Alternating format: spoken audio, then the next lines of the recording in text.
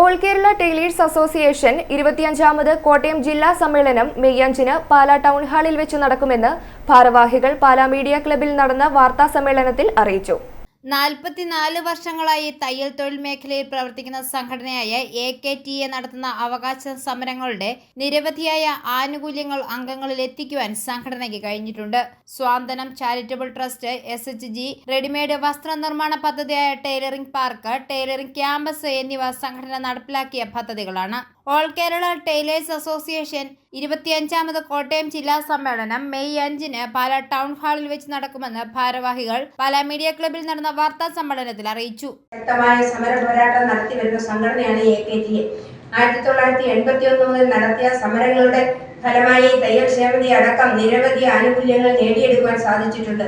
എന്നാൽ സർക്കാരിന്റെയും ക്ഷേമനിധി ബോർഡിന്റെയും തെറ്റായ സമീപനം മൂലം പ്രഖ്യാപിത ആനുകൂല്യങ്ങളിൽ കാതലായ മാറ്റം വരുത്തുകയും റിട്ടയർമെന്റ് അടക്കം പല ആനുകൂല്യങ്ങളിലും ഗണ്യമായ കുറവ് വരുത്തുകയും ചെയ്തു. കരുത്തുറ്റ പോരാട്ടത്തിലൂടെ നേടിയെടുത്തവ സംരക്ഷിക്കുന്നതിനുള്ള പ്രത്യക്ഷ സമരങ്ങൾക്ക് സംഘടന നേതൃത്വം കൊടുക്കുകയും വെട്ടിക്കുറച്ച റിട്ടയർമെന്റ് ആനുകൂല്യം പുനഃസ്ഥാപിക്കുന്നതിന് വേണ്ടി കോടതിയെ സമീപിച്ച് അനുകൂല വിധി സമ്പാദിക്കുകയും ചെയ്തു.